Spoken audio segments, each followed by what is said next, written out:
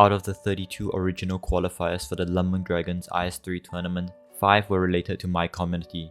One of them dropped out, however, leading to untold disaster. The other 4 were so close to winning the whole thing, but they fucking threw it all at the last second. This is a tale of the biggest throws in Arknights history, a story involving collusion in the biggest bingo tournament, a story of Drails' wire fraud gang.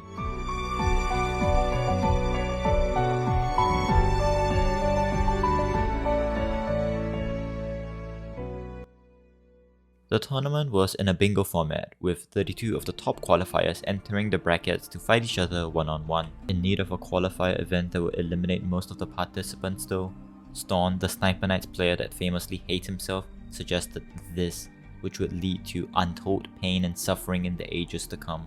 When playing the qualifiers, we quickly realized that enough times was necessary to get the lowest possible time, and last night is surprisingly easier than Highmore because the boss stage was 1 minute faster. Disa, this person, who later hilariously doxed himself on stream, achieved a time of 20:30, while the others, me, Frazen, and Fasangu achieved times in the mid-21s.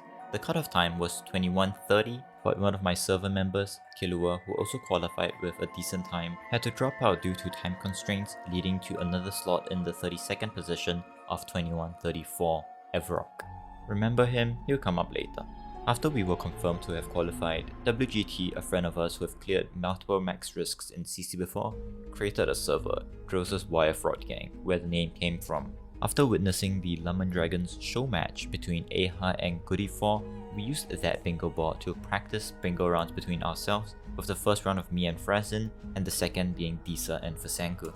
We quickly realized one major thing, that planning was everything, and the 5 minutes given to you to prepare for the bingo board was something you had to absolutely take advantage of. This was when I thought up a strategy of questionable legality, which other participants definitely also used. You see, you had to be in the main call of the bingo Discord server when you were playing the match and when the bingo board was released. However, if you had one Discord client downloaded in the application and the other on the browser, you could join VCs in 2 different servers with the same account. So while each of us was sitting in our respective VCs during the bingo board release in the bingo server, we were also in the Drails Wire Fraud server frantically discussing strategies the second the board released. In the first round, we quickly realized that everything was floor 1 centric and it was essentially possible to complete half of the entire bingo board, securing you a win without touching any floor 2 node.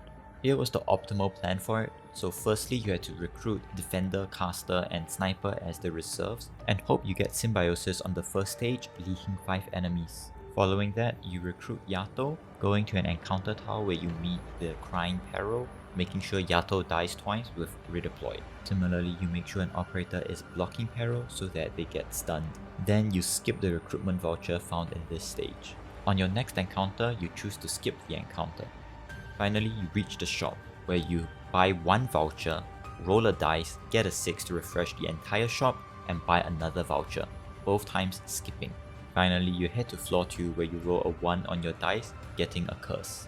Armed with this plan in mind, the Wire Fraud gang proceeded to sweep all of floor 1 with pretty devastating scores. 13-4 for Frazen, and 13-5 for me and Fasangu. Disa managed to DDoS his opponent and shut down their Wi-Fi, thus obtaining the legendary 0 to -1 score. In the next round was when 2 throws happened, although one was more an act of God than the other. Remember how Disa DDoSed his opponent and caused their Wi-Fi to shut down? Well, he probably also misfired and shot Frazen in the head too, causing his Wi-Fi to go down.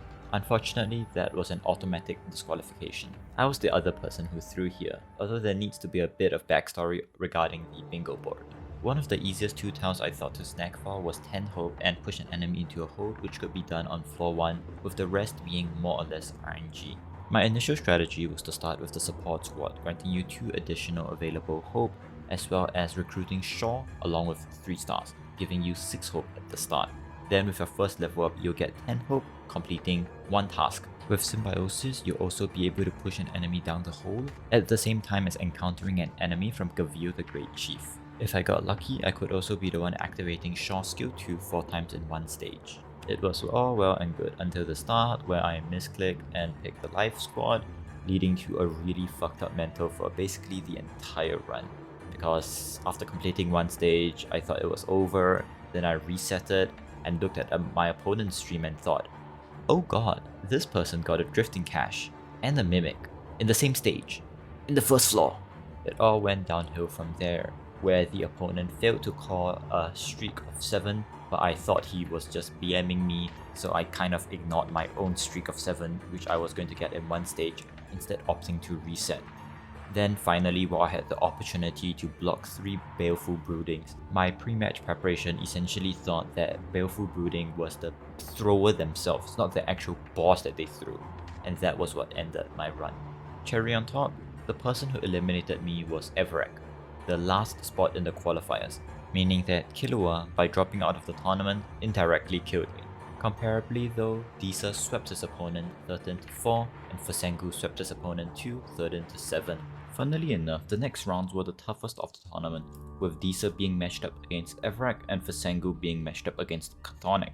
Chthonic was someone that we were mildly concerned about actually, given his insane performance in round 1, 13-1 sweeping Kestrel, who's probably one of the biggest spenders in the Arknights with P6, M6 every single unit in the game.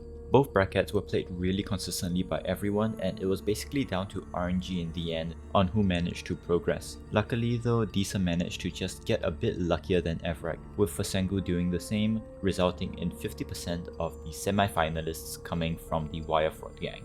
Going over Disa versus Wei Hazel's match first, this one was apparently of particular annoyance as Wei Hazel had an interesting strategy in VC, which was to annoy the opponent as much as possible by asking them questions about their lives, what they were doing on the particular stage, and moaning about each other's luck. Unfortunately, I don't have any recordings of this, but hey, the moderators and the people who played against Wei Hazel do corroborate this fact. After the tournament though, Wei Hazel admitted that it was intentional and a way to tilt the opponents into losing focus. Going back to the match in question, Disa misplayed a bit by going for Shalom to fulfill the IS exclusive 5-star category.